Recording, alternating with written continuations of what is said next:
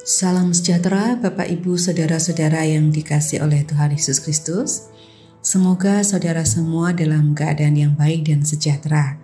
Mari bersama kita merenungkan firman Tuhan yang akan kita dasarkan dari Yeremia 29 ayat 13 yang demikian. Apabila kamu mencari aku, kamu akan menemukan aku.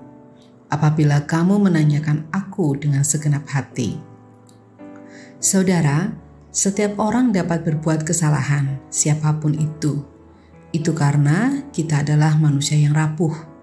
Yang membedakan adalah tidak semua orang dapat belajar dari kesalahan yang pernah ia lakukan. Akibatnya, bersikap terlampau permisif atas setiap kesalahan yang dilakukan. Jika sudah mencapai puncaknya, barulah timbul penyesalan. Hal inilah yang sering membuat orang kemudian sulit untuk melangkah, memperbaiki diri, dan merasa kehilangan harapan karena sudah terlampau terlambat. Perasaan terbuang dan kehilangan harapan juga dirasakan oleh bangsa Israel ketika mereka harus berada di tanah pembuangan sebagai akibat hukuman dari Allah karena banyak sekali dosa dan kesalahan yang bertubi-tubi dilakukan oleh mereka. Karena keadaan tersebut, mereka merasa bahwa Allah telah meninggalkan mereka. Mereka kehilangan harapan, mereka tenggelam di dalam kesedihan. Mereka merasa terbuang dan kehilangan identitas mereka. Sekalipun demikian, Allah tidak begitu saja meninggalkan mereka.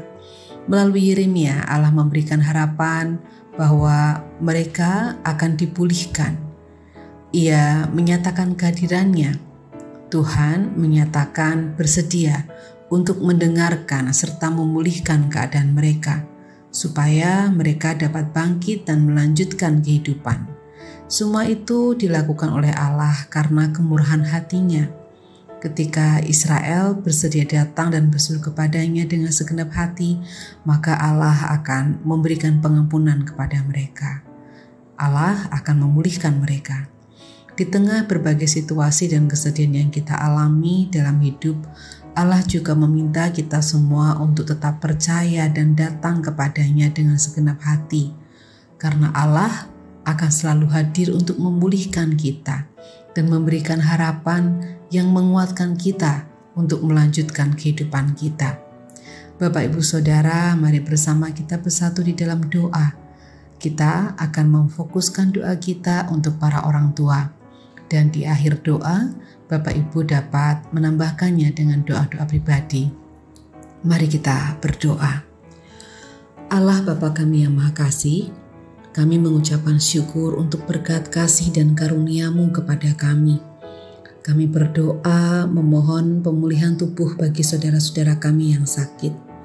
Kami berdoa bagi para orang tua dalam mendidik anak-anak mereka, khususnya mereka yang masih sekolah, agar para orang tua mereka dapat memenuhi apa yang menjadi kebutuhan keluarga, baik kebutuhan pendidikan, kasih sayang, materi, dan lain sebagainya.